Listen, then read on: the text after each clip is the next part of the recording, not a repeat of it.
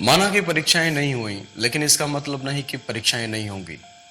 माना कि अभी लॉकडाउन है, समस्याएं हैं, कोविड-19 की वजह से बहुत सारी दिक्कतें सबको झेलनी पड़ रही हैं, लेकिन इसका मतलब ये नहीं कि ये बिल्कुल हमेशा रहेगा। कभी ना कभी तो लॉकडाउन खत्म होगा। तो ऐसे में हमें क्या करना है? हमें अपने इस समय का सदुपयोग करना है। हमें प्रयास करना है, कोशिश करनी है कि हम अपने टैलेंट को निखार सकें।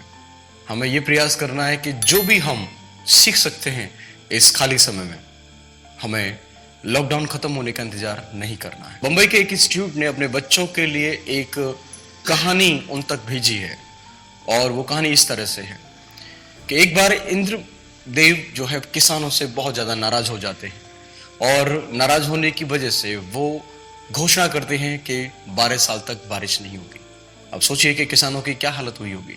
किसान अपनी फरियाद लेकर, अपनी प्रार्थना लेकर, अपना निवेदन लेकर इंद्रदेव के पास पहुंचते हैं, लेकिन इंद्रदेव सबको यह कहकर टाल देते हैं कि जब महादेव का यानी कि शिव भगवान का डमरू बजेगा तब बारिश होगी।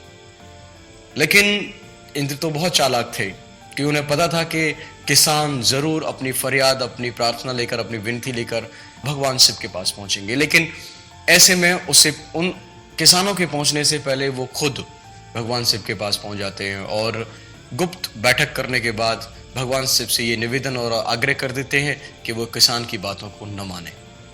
ऐसे में जब किसान पहुंचते हैं शिव भगवान के पास, तो किसानों ने जब अपनी गुहार लगाई, अपनी समस्या सुनाई, तो भगवान शिव ने भी कह दिया कि बारिश तभी होगी जब मैं 12 साल बाद अपना डमरू बजाऊंगा।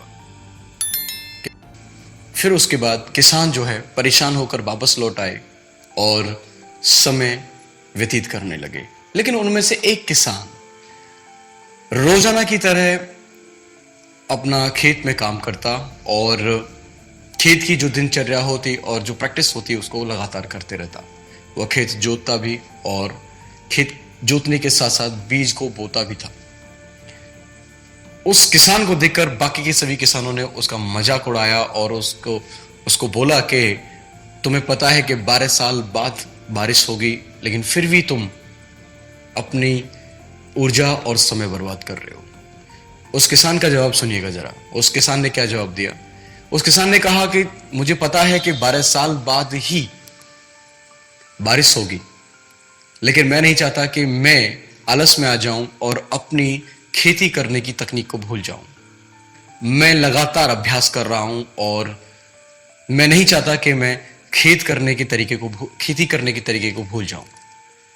ये बात जो है किसान की पार्वती जी ने सुनी और चिंतित होकर महादेव के पास पहुंची, और महादेव से कहा उन्होंने कि प्रभु 12 साल बाद आप डमरू बजाएं और डमरू बजाना ही भूल जाएं।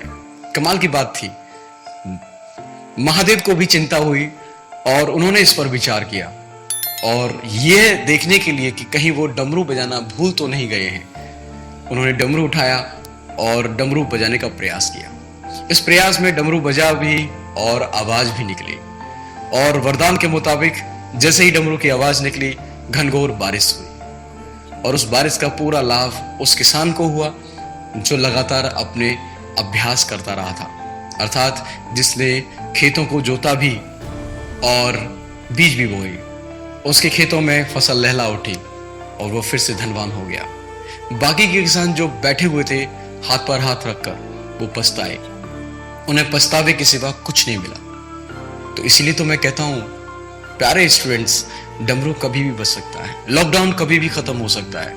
अपनी तैयारी करते रहें। जरूरी नहीं है कि परीक्षाएं आज नहीं हो रही तो कल नहीं होंगी, कल होंगी, परसों भी हो सकती हैं, यानी कि आने वाले 2 महीने बाद भी हो सकती है। इसलिए अपनी तैयारी करते रहें। कोशिश ये करें कि अपने टैलेंट को निखारें। अपने जो समय है, खाली समय है, जो लॉकडाउन का समय है, उसका इस्तेमाल करें।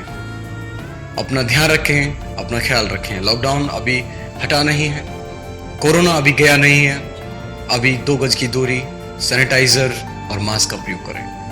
All the best, thank you so much and take care.